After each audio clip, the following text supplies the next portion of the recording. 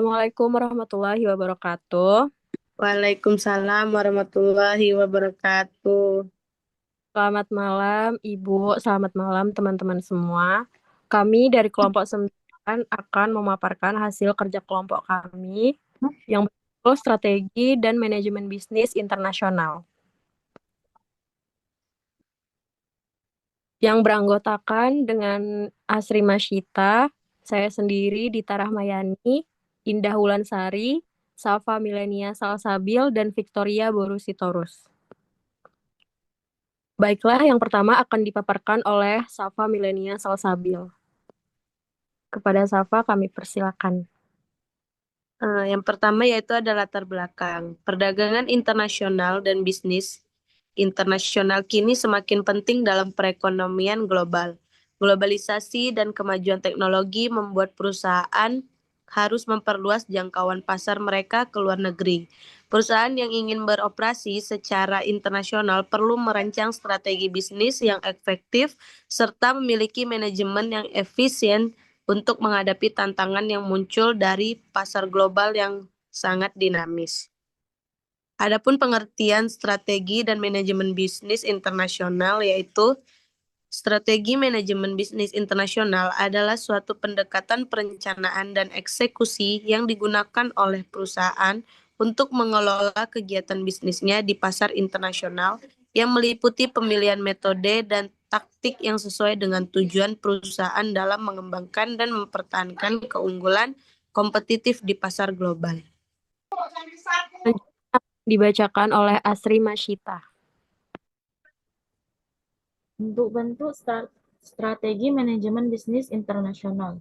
Yang pertama ada Global Free Trade Strategi, yaitu perjanjian perdagangan bebas untuk akses pasar lebih luas. Contohnya ada Nike. Yang kedua ada Merger or Acquisition Strategi, yaitu perusahaan membeli atau bergabung dengan perusahaan lain di negara lain untuk memperoleh keuntungan dari keahlian.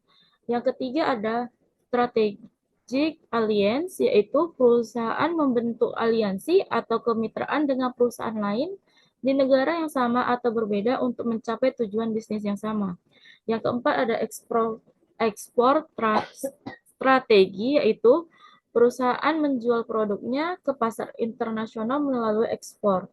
Contohnya ada PT Astra Honda Motor atau AHM sebagai perusahaan otomotif telah berhasil mengimplementasikan strategi ekspor sepeda motor. Kemudian yang kelima ada International Service Provision, yaitu perusahaan menyediakan layanan atau dukungan pelanggan di negara lain dengan menempatkan staf atau kantor di negara tersebut.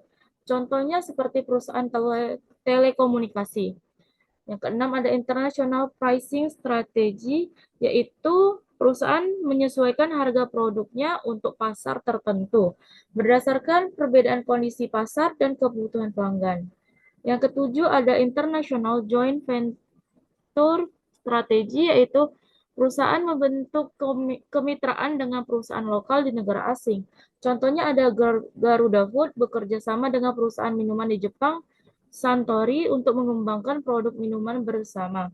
Dan yang terakhir ada International License Strategy, yaitu perusahaan mendapatkan hak untuk menggunakan produk atau merek dagang dari perusahaan lain. Itu contohnya ada Disney, menggunakan lisensi merek Star Wars secara internasional untuk menghasilkan berbagai produk. Selanjutnya akan dibacakan oleh Indah Wulansari. Selanjutnya, strategi manajemen bisnis dalam konteks global. Yang ke-1, international strategi. Memanfaatkan keunggulan di pasar domestik untuk bersaing di pasar luar negeri dengan mencoba menerapkan keunggulan tersebut di pasar global. Kedua, multi-domestic strategi. Memberdayakan anak perusahaan secara operasional agar dapat menghasilkan keuntungan di pasar domestik atau suatu negara. Yang ketiga, internasional strategi, global strategi. Melihat dunia sebagai pasar yang terintegrasi dan memiliki tujuan untuk menciptakan standar produk yang sama dalam memenuhi kebutuhan pelangganan di seluruh dunia. Yang keempat, transnasional strategi. Menggabungkan keuntungan dari efisiensi skala global dengan memanfaatkan keuntungan domestik sebagai respon atas strategi multidomestik yang diterapkan oleh perusahaan. Selanjutnya akan dibacakan oleh Victoria.